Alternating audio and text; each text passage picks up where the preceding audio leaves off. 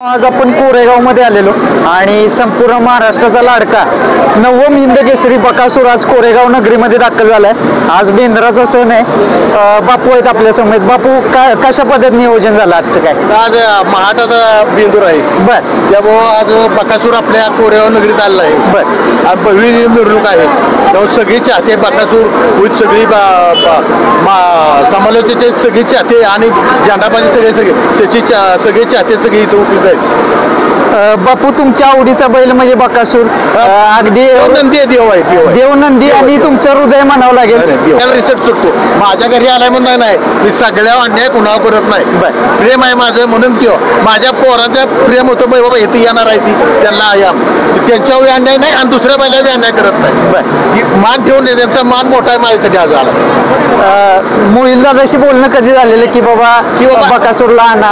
मामांचं झालंय। मामा म्हणले मामा बकासूर मला पोरांची इच्छा आहे मामा म्हणले देतो पण सर्व प्रेक्षक बघायला आले काय सांगाल त्याबद्दल? मला खुश आलो मी आज। हा वैभव दादा पण आहेत आपल्यासोबत। दादा नमस्कार। हो सर। पहिल्यांदा तुम्हाला बेंद्राच्या सर्व शेतकरी बांधवांना तुम्हाला हार्दिक शुभेच्छा। काय सांगाल आजच्या बेंद्राबद्दल? काय सांगाल आज सर्व शेतकरी बांधवाचा आपल्या जेवढे महिने आहे का बैल शौकीन सगळ्यांना पहिलं तुमच्या युट्यूबच्या मार्फतून सगळ्यांना बेंदूर सणाच्या हार्दिक शुभेच्छा।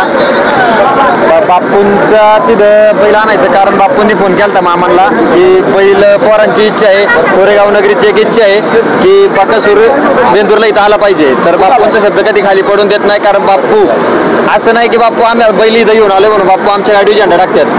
बापू मोईलच्या बी पायावर चाबूक टाकतात, प्रसाद हा सगळ्यांना भेटतो, कुणाला सुट्टी नाही। पण एक बापूवर प्रेम आहे, बापू रीत सर्व मैदानी करतात त्याच्यामुळे बापूची शब्द बैलाला आणि इथल्या कोरेगाव नगरीचं एवढं प्रेम बघून आनंद आहे। नमस्कार। काय म्हणताय सर्व कोरेगाव वासियांना तुम्ही आनंदाचा एक क्षण दिलेला आहे? नाही, बापूंच्यामुळे हा कोरेगाव नगरीला मिळालेला एक मोठा सन्मान आहे।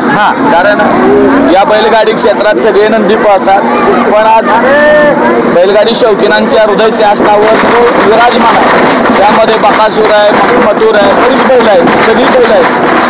त्यामध्ये हा बकासूर आज बापूने आमंत्रित केला आणि तो कोरेगावात उपस्थित झाला आमच्या महाराष्ट्रीयन बेंदुरासाठी। त्यांच्या तिथे पोरा असतो परंतु बेंदुरासाठी उपस्थित झाला त्यामुळे आमचं नशीबच म्हणावं। विकास सर, बेंदूर म्हणलं की एक शेतकऱ्याचा जिव्हाळ्याचा विषय आणि जो बैल वर्षभर त्याच्यासाठी झटत असतो त्यासाठी एक दिवस बैलासाठी असतो, काय सांगाल त्याबद्दल? मी एक सांगू का, शेतकरी हा बळीराजा आहे आणि राजाला दररोज दिवाळी आहे फक्त यांच्यासाठी, कुणासाठी?